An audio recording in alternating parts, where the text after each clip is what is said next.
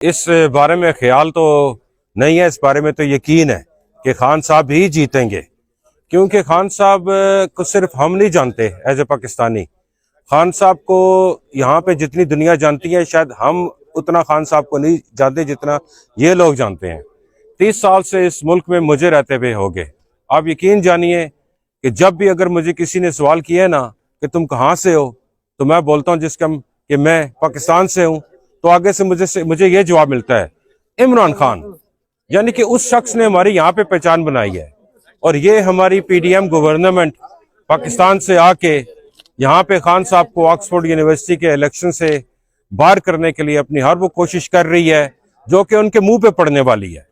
وہ لوگ یہ بھول گئے ہیں، خان صاحب صحیح کہتے ہیں، بلکہ ایک تو یہ لوگ پڑھے لکھے نہیں ہیں اور یہ کوشش بھی نہیں کرتے ہیں، حالانکہ ان کی اولادیں یہاں پڑھی ہوئی ہیں، یہ خود بھی یہاں پہ رہ کے گئے ہیں، ان کو یہاں کے معاشرے کے بارے میں ہر چیز پتہ ہے. لیکن ہر چیز یہ سب کچھ جانتے ہوئے بھی اگر اس طرح کی حرکتیں کریں گے تو اس سے تو ہمیں یہ پتہ چلتا ہے نا کہ یہ لوگ کتنے، اور ہم وہی لینگویج استعمال کریں گے جو کہ یہ سننا چاہتے ہیں. کیونکہ بہت ہو گیا، ہم نے بہت کوشش کی دائرے میں رہ کے بات کرنے کی، ان سب سے یہ کہنے کی کہ یہ لوگ بھی ہمارے اسی طرح بھائی ہیں، حالانکہ انہوں نے کتنی کرپشن کی ہوئی ہے، پورے ملک کا بیڑا غرق کر کے رکھا ہوا انہوں نے. لیکن انف از انف. خان ہے تو پاکستان ہے، پاکستان ہے تو خان ہے.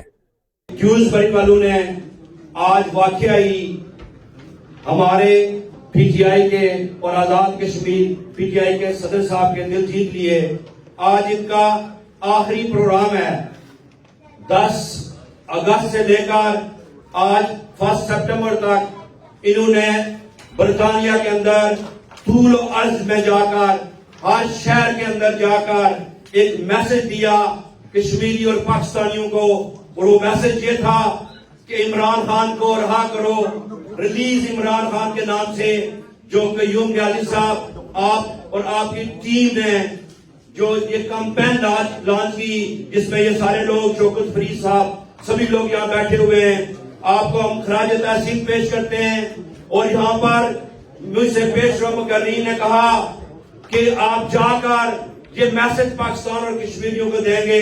نہیں بھائی جان، آپ کے ان جلسوں سے، آپ کے ان جو آپ نے موومنٹ شروع کی ہے، اس کی آواز پاکستان کے ان ایوانوں میں سنی جا رہی ہے. اور میں آپ کو یہ خوشخبری دینا چاہتا ہوں، انشاءاللہ تعالی عمران خان کو وہ اب زیادہ دیر تک جیل کے اندر نہیں رکھ سکتے، اور انشاءاللہ تعالی دسمبر سے پہلے عمران خان صاحب باہر آ جائیں گے. کیونکہ انہوں نے سمجھا ہوا تھا یہ کوئی آصف علی زرداری ہے، یہ کوئی نواز شریف ہے، یہ کوئی شہباز شریف ہے. لیکن جو مومن، جو مرد حور ہوتا ہے، جو خوددار ہوتا ہے، جو غیرت مند ہوتا ہے، اور سب سے زیادہ جو کرپٹ نہیں ہوتا، اس کو دنیا کی کوئی طاقت جگا نہیں سکتی. آپ نے سوچا کہ یہ نواز شریف اور زرداری کی طرح کرپٹ ہے. یہ تو بریڈ فورڈ یونیورسٹی کا وائس چانسلر رہا یہاں پر. اس نے برطانیہ کی شہریت، ہم کشمیری اور پاکستانی برطانیہ آنے کے لیے ہر وہ حربہ استعمال کرتے ہیں.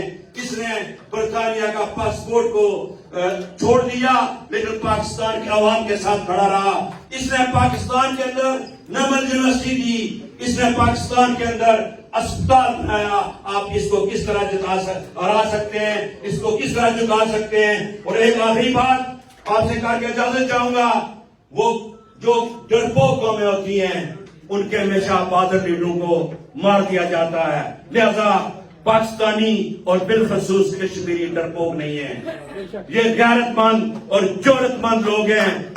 انڈیا میں جھکا نہیں سکا کشمیریوں کو.